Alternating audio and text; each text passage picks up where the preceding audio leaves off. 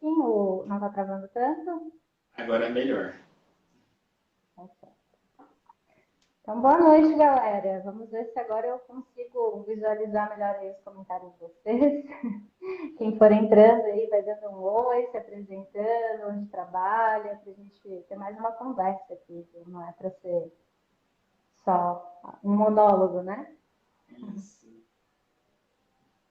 Você acha que eu me apresento de novo? Não Pode sei ser? se. Pode ser?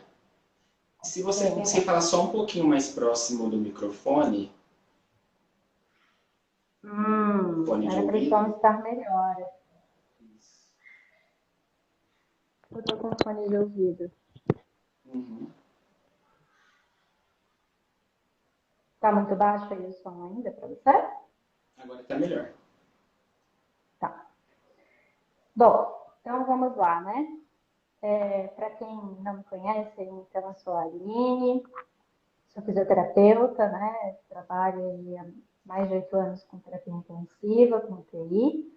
Atualmente sou fisioterapeuta na UTI do Hospital Universitário da UFSC, aqui de Santa Catarina, né? Florianópolis, sou daqui.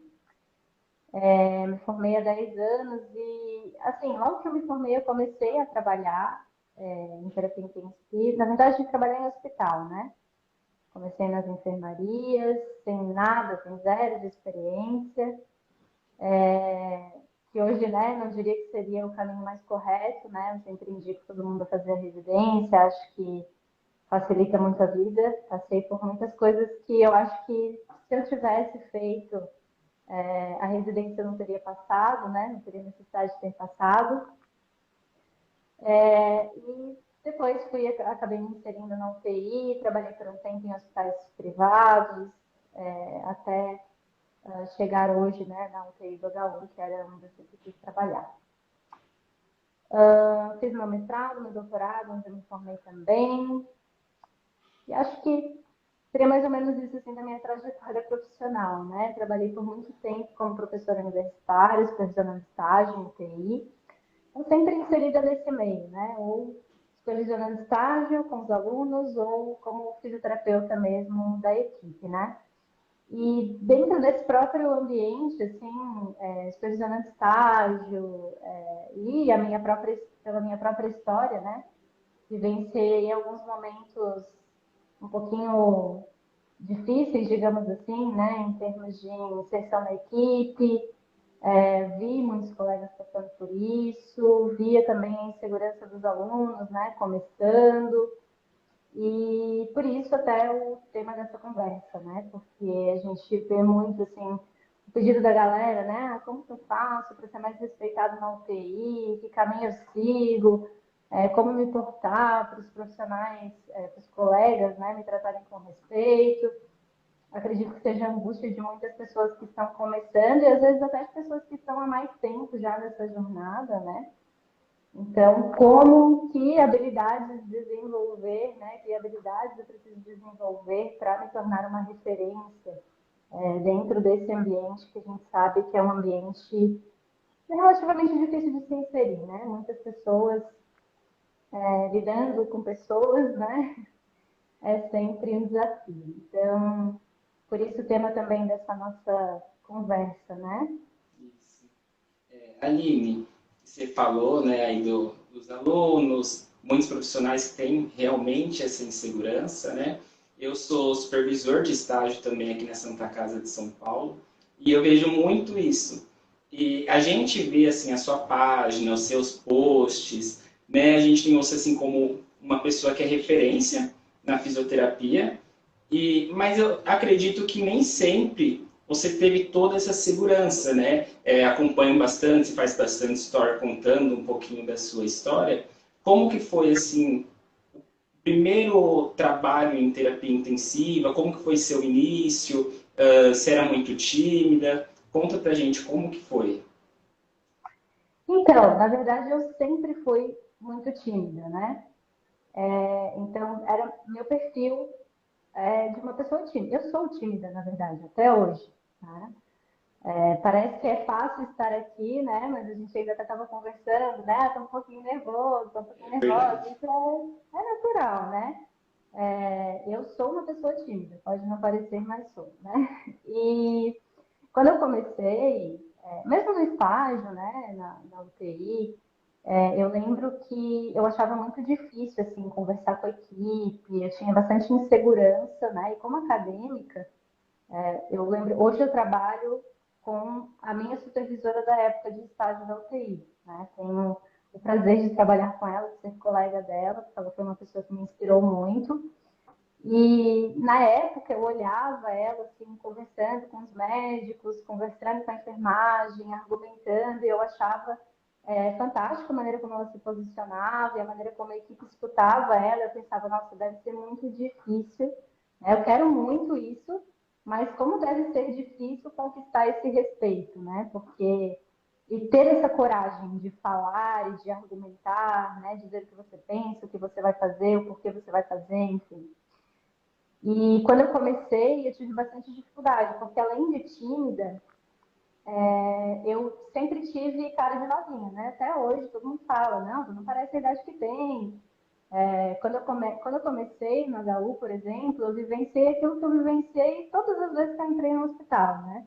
A galera achando que, é residente, é acadêmica, pela carinha de nova, até o pessoal entender que, não, eu sou fisioterapeuta, demora um tempinho, né? Então, sempre vivenciei isso e daí adquirir o respeito quando as pessoas olham para você e, muito novinha, né, não tem experiência, é muito difícil, né, a gente sabe disso. Então, meu começo foi bastante desafiador, né, não foi fácil.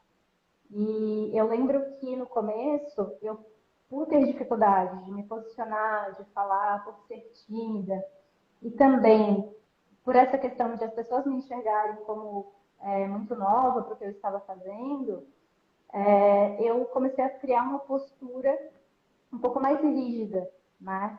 Então eu achava que se eu fosse mais, como é que eu posso dizer, mais, não é grossa a palavra, mas talvez mais ríspida mesmo em algumas respostas, que eu teria um pouco mais de respeito, né? Então eu comecei errando, porque não é assim que a gente adquire respeito, né?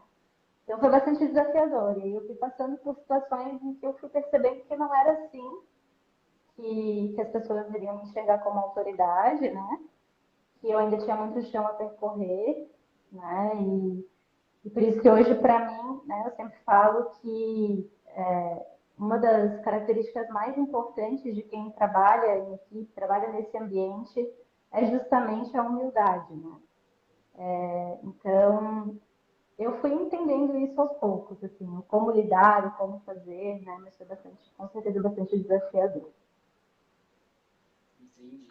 É, você falou um pouquinho da visita multi. Me mandaram uma pergunta e perguntaram assim: se tem algum curso, alguma coisa para melhorar a oratória, o jeito de falar, ou como que você fez para melhorar assim em questão da visita multi, de expor a sua opinião e de não ter vergonha de falar, de não ter medo de falar alguma coisa ali que pudesse ser errado naquele momento. Eu não fiz nenhum curso e confesso que não conheço nenhum curso específico para isso, né? Não sei se você conhece. Também. Mas, assim, o que me ajudou muito foi ir observando como as pessoas que eu admirava faziam, né? E o que foi fazendo eu criar mais segurança ao longo do tempo foi eu desenvolver o conhecimento técnico científico, né? Então, a partir do momento que a gente entende que a gente não sabe tudo, que a gente tem que estar sempre buscando, que a gente tem que estar sempre se capacitando, né? E buscando os melhores cursos, a melhor forma de aprender, estudar sempre. Isso é uma coisa que eu sempre fiz, né? Eu sempre fui sempre fui de estudar bastante, ler bastante artigo científico, sempre fui de fazer bastante curso, participar de congressos. Então, isso foi ajudando a construir uma base para eu conseguir ter mais segurança para falar. Porque, por mais que você faça um curso de oratória, né? Eu costumo dizer que você tem não são só dois tipos, né? Mas você tem autoridade, dois tipos de autoridade, né? A autoridade legítima, né? Então, você é uma autoridade legítima quando você de fato tem conhecimento sobre aquele assunto. para poder falar, né? E a autoridade percebida, que é quando as pessoas te enxergam como uma autoridade naquele assunto, né?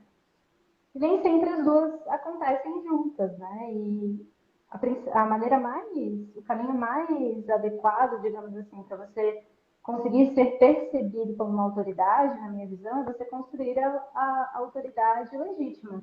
Então, você realmente construir o seu conhecimento para você ter segurança para falar e que as pessoas verem que você sabe o que você está falando. Mesmo que, às vezes, você, num primeiro momento, não fale com tanta segurança sobre aquele assunto, mas se você está argumentando da maneira correta, as pessoas ao redor vão perceber que você sabe o que você está falando, né? E aos pouquinhos isso vai sendo construído, você vai perdendo, construído, né? Você vai perdendo medo, você vai se sentindo mais seguro e passa a se tornar algo natural, né? Obviamente, algumas pessoas têm mais facilidade e outras têm menos, né? Mas eu acho que é um exercício diário, assim, de você buscar o conhecimento para você ter mais facilidade de falar e você falar, né? Dar a sua cara a tapa, né? Você dizer assim, vai com medo mesmo, né? Vai dar medo, mas fala com medo mesmo, que uma hora a coisa vai ficando mais natural.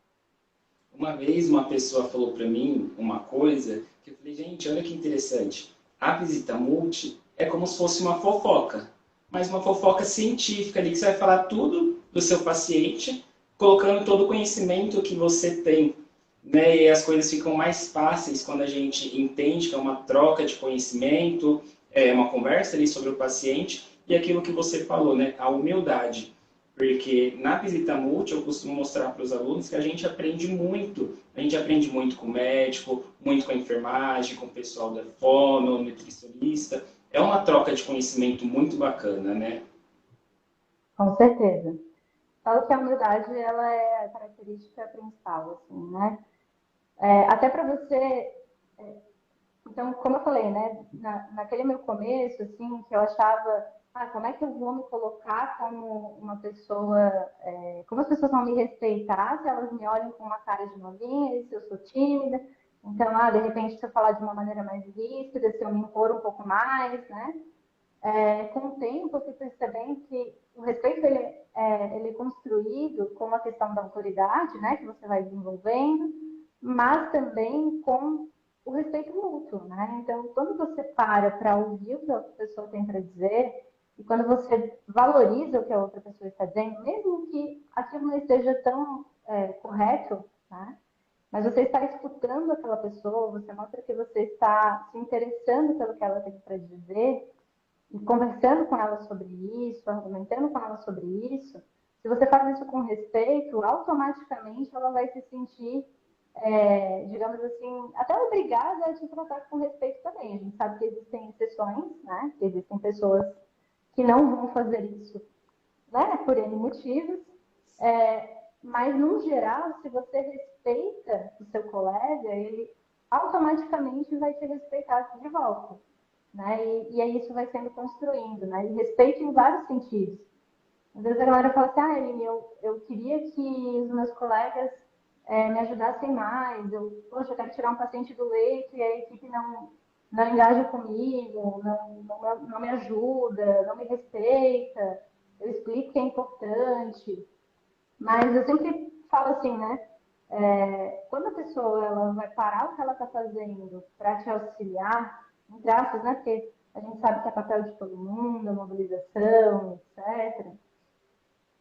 Mas se ela vai parar o que ela está fazendo, o trabalho dela, para ir contigo fazer algo que você propôs, você tem que valorizar isso, né? Você tem que solicitar isso com respeito, né? Porque você sabe que ela está ali fazendo o trabalho dela, fazendo algo que ela vai parar de fazer. Então, esses pequenos gestos de respeito, eles vão fazendo com que a equipe vá engajando mesmo com você, né, naturalmente, sem você precisar ficar forçando a barra ou ficar se impondo de uma maneira mais impositiva mesmo, né, no sentido da palavra mesmo, mais impositiva. Sim, é verdade. Acho que a gente tem que ter, né, essa parceria mesmo com a equipe, né? Até tem algumas pessoas aqui, algumas colegas de trabalho da enfermagem aqui na live, E é bem isso, quando a gente mostra para o pessoal a importância de tirar o paciente do leito, a alegria que o paciente tem, né, de fazer algo diferente ali dentro da UTI, que a própria equipe vê, e eles ficam assim, e tal paciente? A gente não vai tirar? A gente não vai fazer? Então, com o tempo, a equipe mesmo já quer fazer essas coisas diferentes com a gente, né? Com certeza. Tá virando realmente uma troca, né? E aquela coisa, né? Claro, a gente tem colegas e colegas, né? Mas no geral, hoje eu falo assim, poxa, às vezes chego para atender na UTI, né? E o pessoal já está tão acostumado a falar, ó, vou dar banho no paciente tal. Depois quer sentar, vou, né? Vamos trabalhar em equipe, assim. Então, isso é fundamental, assim, né? Esse respeito e essa troca, né? De eu estou te ajudando, você está me ajudando e todo mundo está trabalhando em prol do paciente, né? É verdade. Uh, eu gosto de comentar também, assim, que a humildade ela passa também por você reconhecer que você não sabe tudo, né? E, e principalmente admitir seus erros também, né? Às vezes a galera acha que admitir um erro pode atrapalhar a sua autoridade diante da equipe, né? E eu penso que muito pelo contrário, talvez num primeiro momento pode parecer que aquilo vai causar nos outros uma desconfiança do seu trabalho, né? Mas é só a gente perceber no nosso dia a dia, assim, né? Quando alguém erra com a gente e essa pessoa reconhece o erro, poxa, errei, desculpa, né? Não, realmente, eu fiz isso, a gente respeita um pouco mais aquela pessoa também, né? Então, o assumir os erros também é importante, assumir que você não sabe e que você precisa de ajuda naquele determinado assunto, né? Então, como eu havia perguntado ali da questão da visita multi, não fale o que você não sabe, né? Eu acho que isso é muito importante. Já conheci muitos colegas que, às vezes, para falar alguma coisa, para dizer que sabe algo, acaba falando uma besteira, né? Eu acho bem perigosa aquela autoridade percebida que não é acompanhada da autoridade legítima, né? A pessoa ela se coloca com muita segurança para falar sobre um determinado assunto que, na verdade, ela não sabe, ela está falando uma grande besteira, talvez passe despercebido por alguns colegas, mas sempre tem alguém que vai ter o conhecimento a respeito daquele assunto que vai saber que você falou uma grande besteira, né? Então, muito cuidado com essa tentativa forçada de se impor, de se colocar como autoridade num assunto que você não sabe. Se você não sabe, fica quieto, escuta o que os outros têm para falar, né?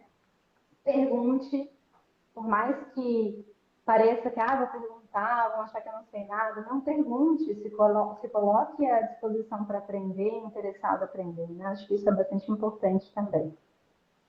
É verdade. Eu não vejo ninguém fazer perguntas. Eu não sei se para mim, eu não vi essa pergunta, tá? Eu não sei se para mim que não está aparecendo nada de comentário Ah, para mim ou tá se. aparecendo, o pessoal tá comentando algumas coisinhas, estão te mandando beijo, aqui tá Poxa vida, eu aparecendo. não consigo visualizar.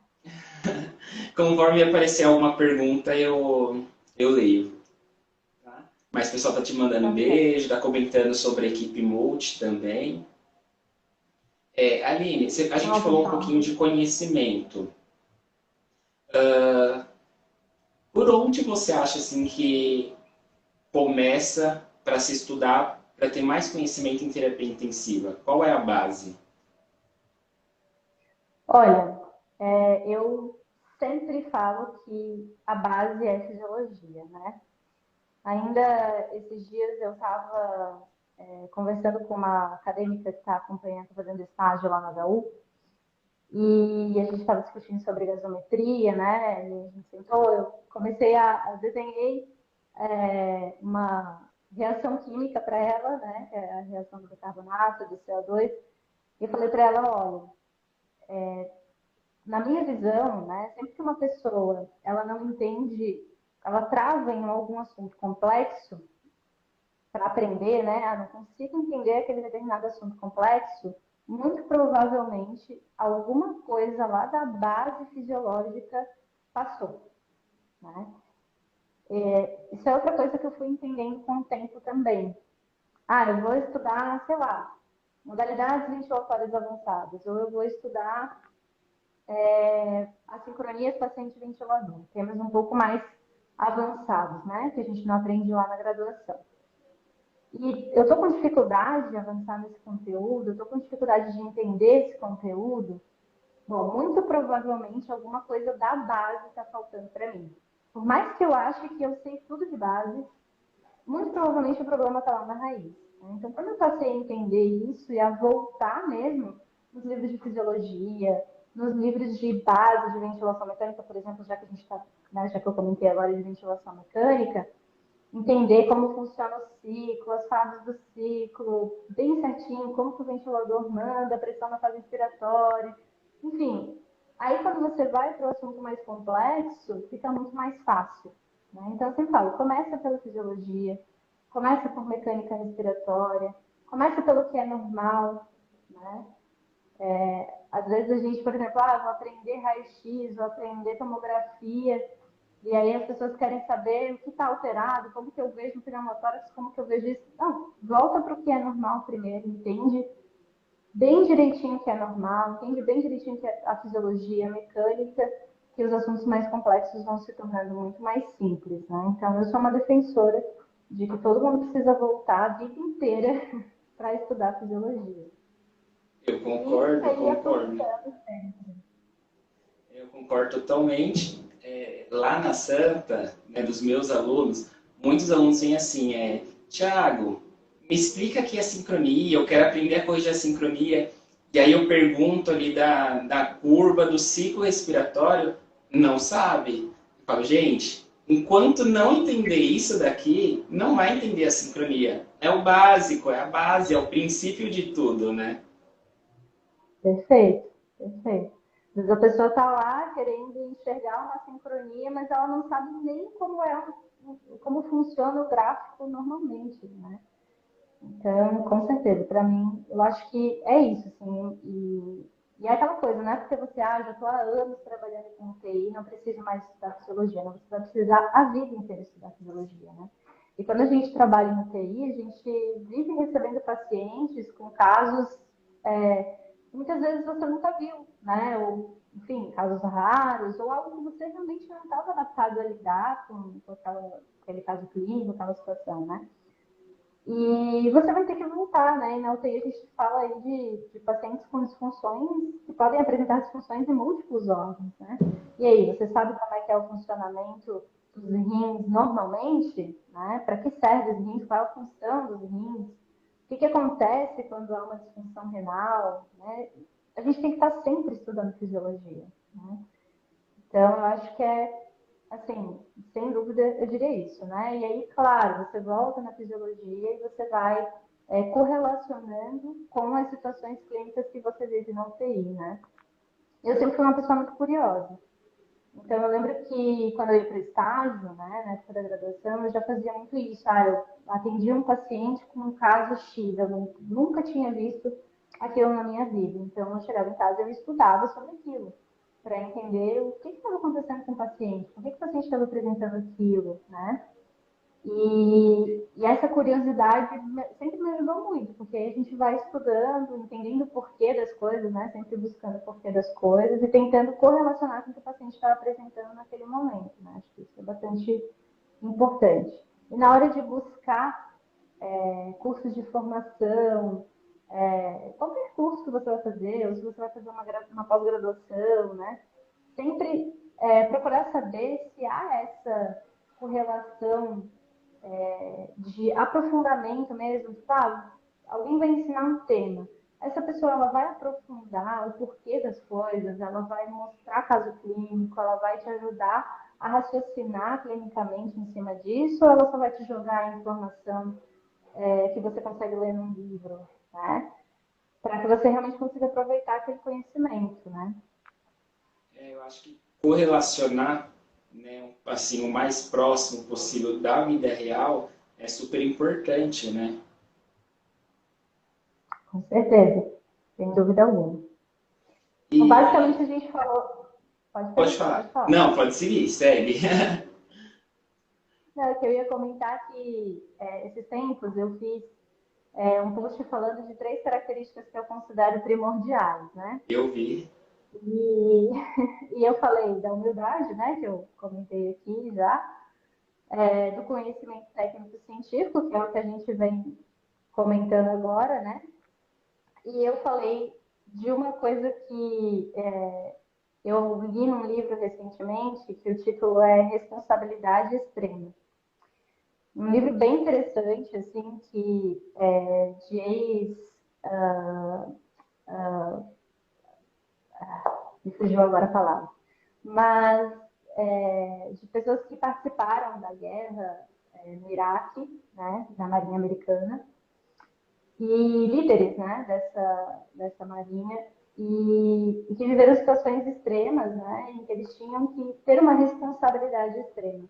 E hoje eles fazem um treinamento de liderança em empresas, enfim, então eles aplicam tudo aquilo que eles aprendiam nas vivências como líderes dessas equipes, né, que foram para a guerra no Iraque, há situações cotidianas de empresas, enfim, e eu achei muito interessante porque o que a gente vivencia dentro da UTI é um trabalho em equipe, né, em que a gente precisa ter, sim, um perfil de liderança, mesmo que a gente não vá assumir um perfil de liderança de fato, né, vou ser coordenador da equipe, mas eu preciso ter uma certa capacidade de liderança.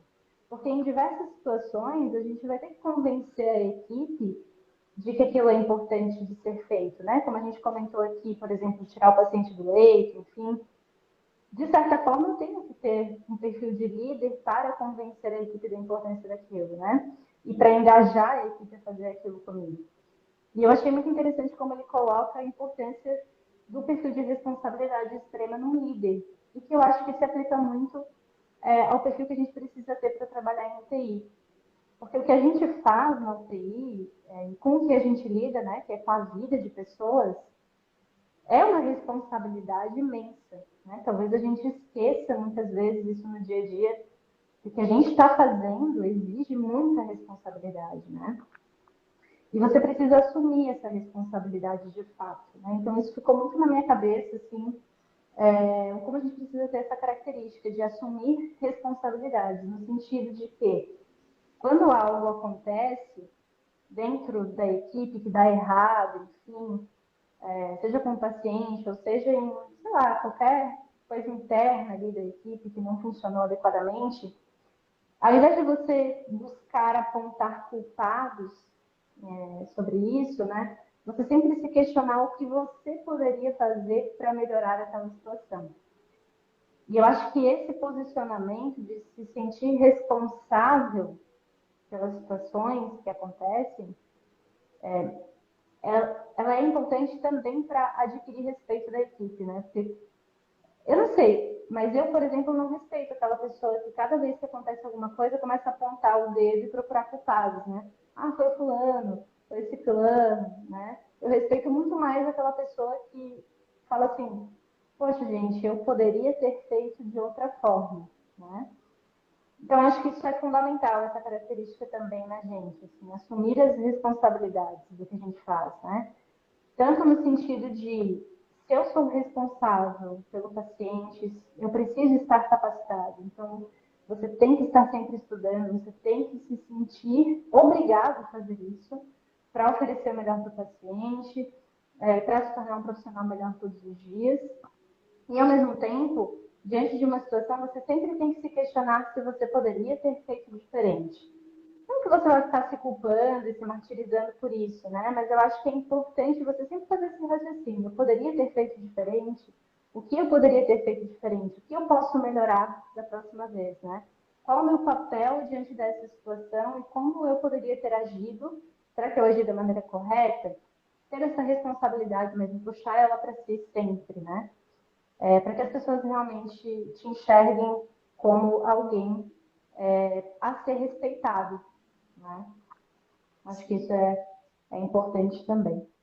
Sim, eu acho que essa cobrança, né, ela precisa ser assim, sua, né, de você se cobrar cobrar o seu melhor. Eu costumo falar assim muito com as pessoas mais próximas, de que toda vez que eu venho para casa, eu procuro pensar e entender, será que hoje eu fiz o meu melhor para o meu paciente, naquilo que eu poderia?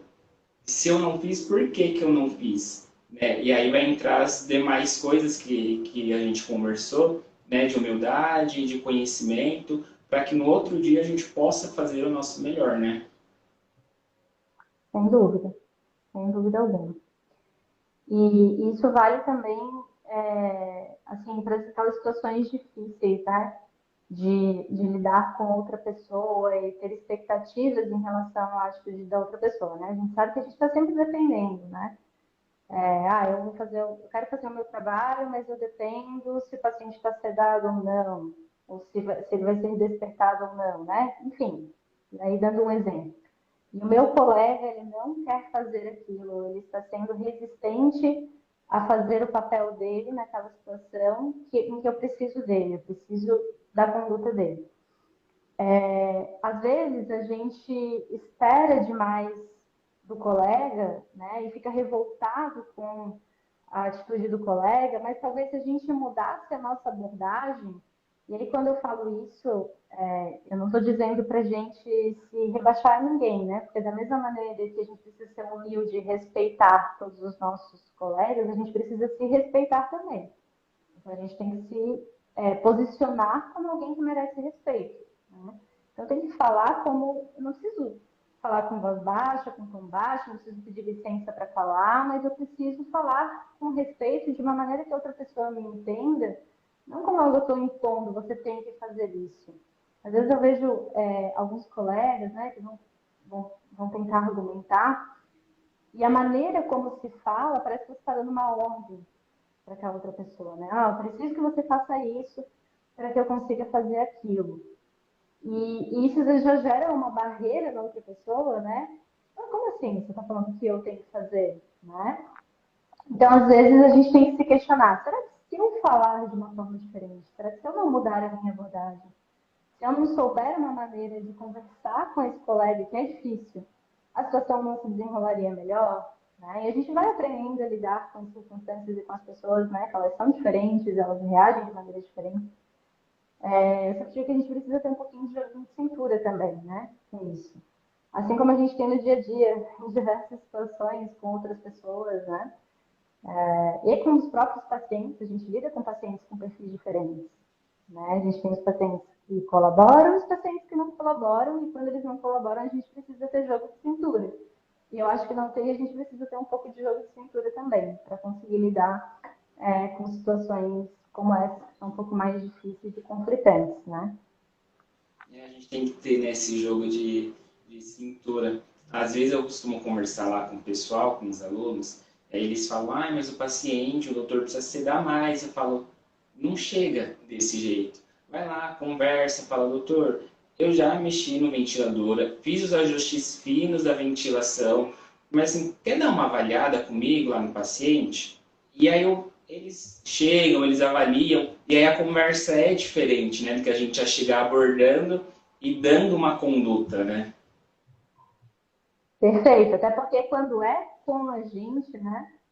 Se o colega chegar para mim e falar o que eu devo fazer como fisioterapeuta, eu não vou gostar. Porque eu É, sei, eu sou a fisioterapeuta, eu sei quais são as minhas condutas. Mas talvez o meu colega tenha, assim, uma sugestão, tenha algo a acrescentar. Só que a forma como se fala importa, sem dúvida alguma. Porque se alguém chegar me dando uma ordem, né, falando o que eu tenho que fazer, eu não vou gostar. Né? Então, da mesma maneira, eu acho que eu tenho que ter respeito pelo colega pelo qual eu quero, eu vou interferir na conduta dele. Então, eu tenho que saber falar, né? Ouvir o que ele tem para dizer primeiro, antes de sugerir a conduta dele. Né? Acho que isso é bastante importante. Essa questão de abordar pedindo a avaliação, eu acho que é o que todo mundo gosta de ouvir. Né? Então, quando um colega quer a avaliação da fisioterapia, por exemplo, se alguém me chamar, ele me coloca uma VNI lá naquele paciente. Poxa, está me dando uma ordem. Né? Eu sou fisioterapeuta, sou profissional, e eu sei avaliar o paciente e para identificar se ele realmente vai precisar da VNI ou não. É diferente de alguém me abordar e falar, olha, aquele paciente está um pouco desconfortável, pode dar uma avaliada, eu pensei em, de repente, a gente colocar uma VNI, é diferente, né? Então, a gente também tem que ter essa noção de conversa, né? É verdade, faz toda a diferença. E você teve muita dificuldade assim no começo em questão da autonomia? Porque eu vejo que muitas pessoas, muitos profissionais, não só os alunos, mas muitos profissionais, sempre me questionam, né? Tiago, queria ter mais autonomia, a equipe não me escuta, eu tento falar, mas você teve essa dificuldade assim no seu início? Com certeza, Thiago, até porque, como eu falei no início, né, eu comecei sem experiência alguma no hospital. Então, da mesma forma que a equipe não se sentia segura para que eu tivesse autonomia, eu também não me sentia segura naquele momento, né? Acho que tem muito a ver com isso. Às vezes a gente espera que a equipe nos dê autonomia, mas nem a gente se sente seguro para ter autonomia, né?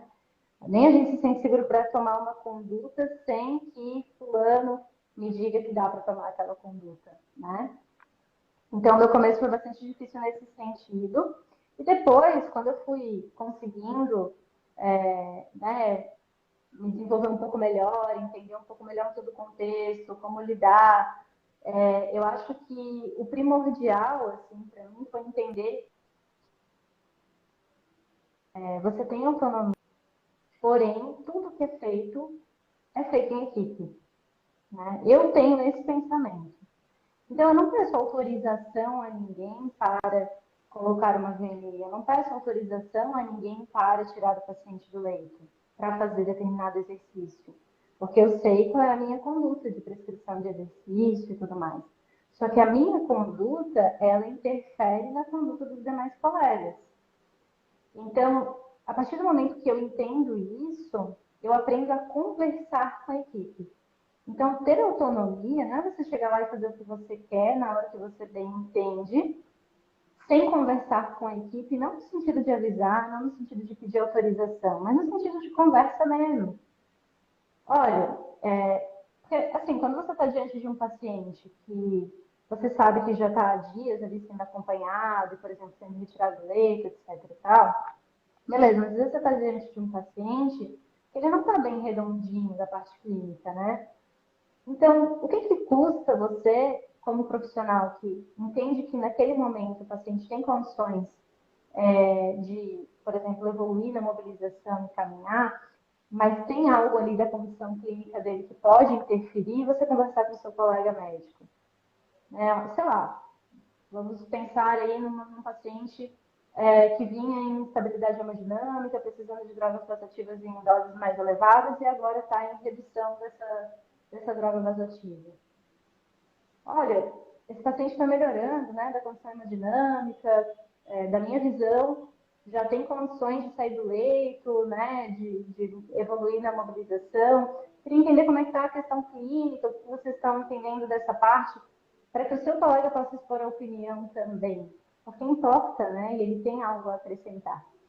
Então, isso eu acho que a gente vai entendendo com o tempo também, né? Que a autonomia dentro da UTI não necessariamente é você poder fazer o que você quiser na hora que você quer, mas sim uma troca mesmo, né? Todo mundo trabalhando junto, conversando e entendendo o contexto do paciente naquele momento para que tudo funcione, né?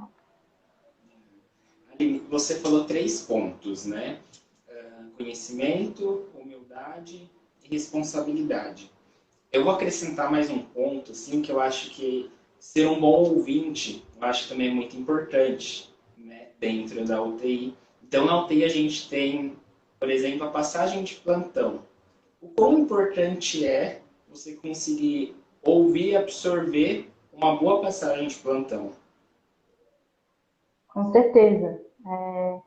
É que eu, para mim, assim, claro, existem muitas habilidades que a gente precisa ter, né? Sem dúvida alguma.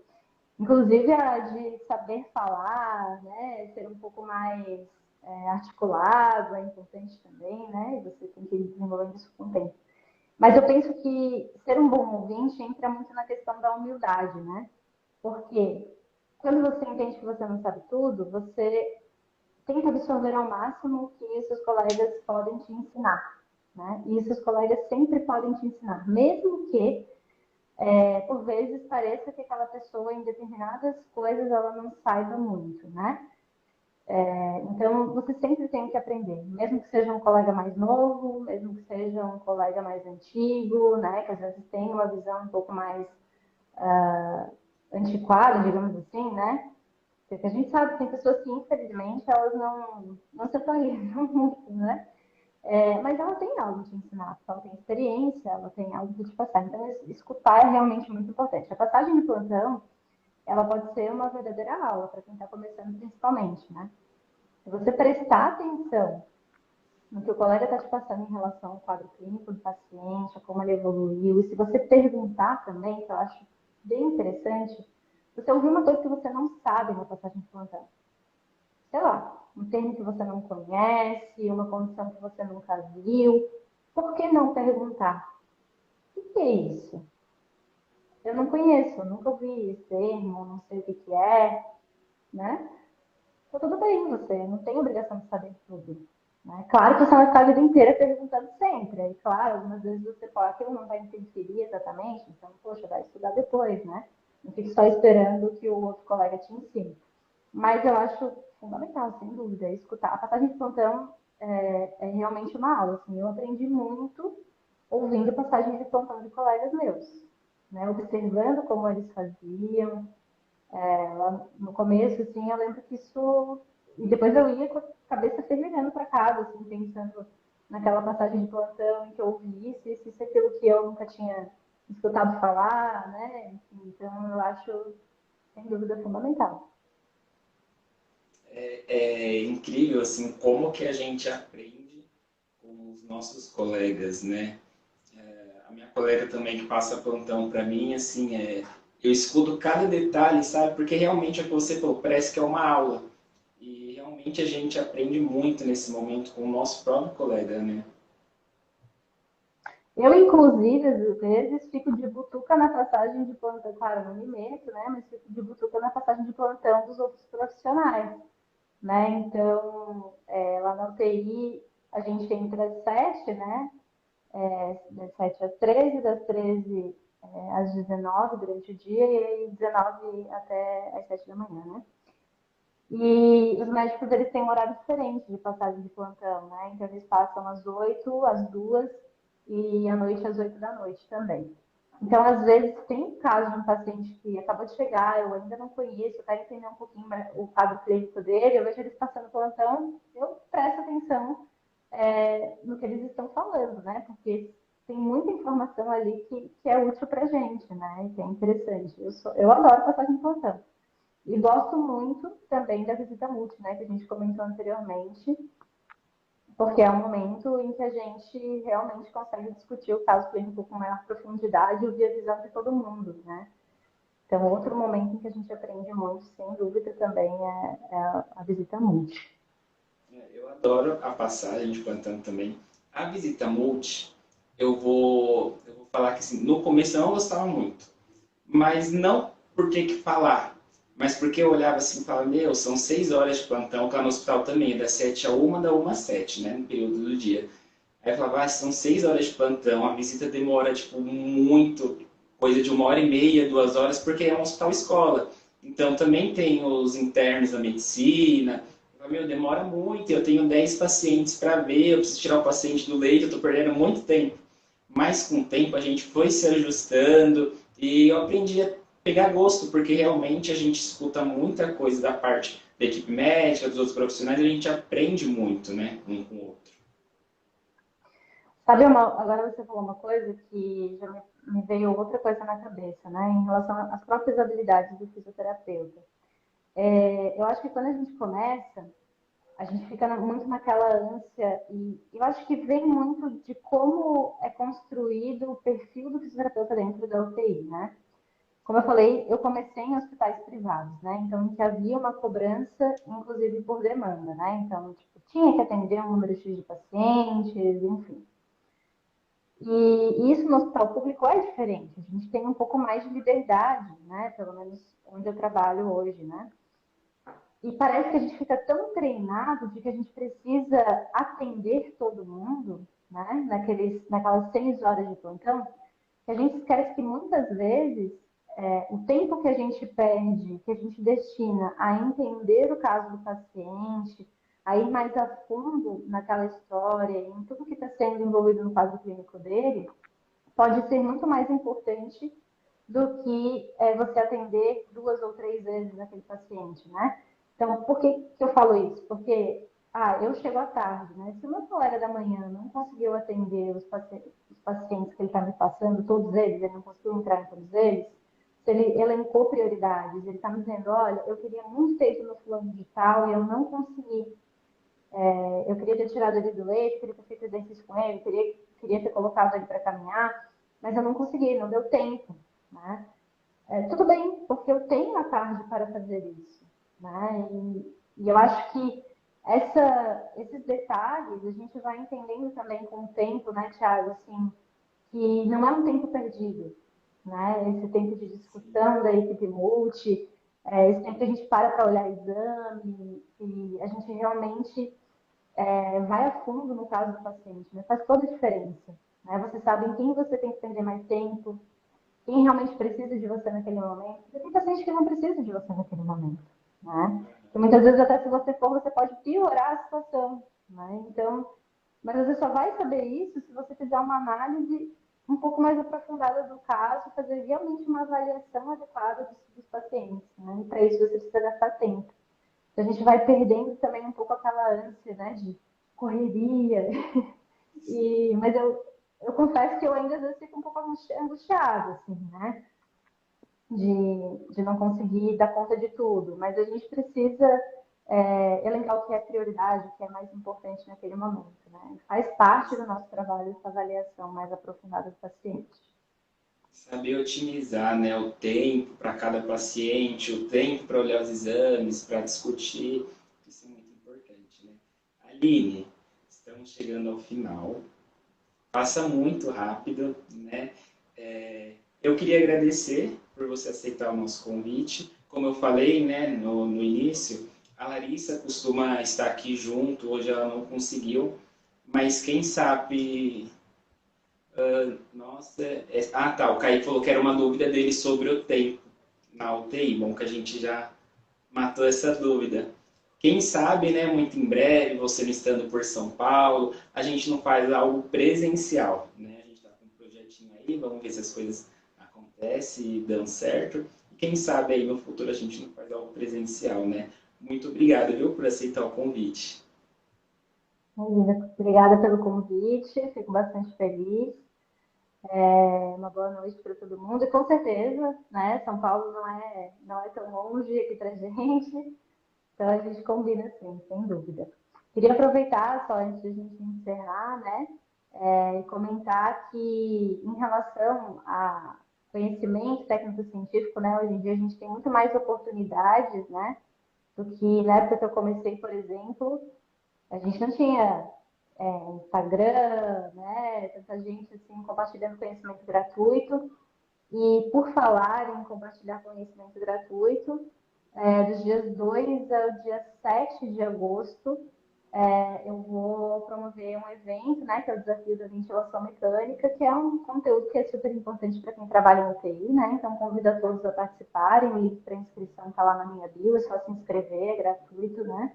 Então, aproveitem essas oportunidades gratuitas para adquirir conhecimento, para ter cada vez mais autoridade, para, né, conseguir se posicionar melhor aí no ambiente de trabalho. Certo? Uma boa Verdade, vou noite para todo participar, mundo. viu? Tá, te espero lá. Espero todos vocês lá. Combinado. Um beijo, muito obrigado, gente. Beijo. Muito obrigado a todos que participaram. Se tiver alguma dúvida, pode mandar. Segue a Aline Goulart lá no Instagram. Manda as dúvidas que ela responde todo mundo, né, Aline? Respondo sim. Tchau, Um tchau, gente. beijo. Boa noite. Obrigada por estar até o final.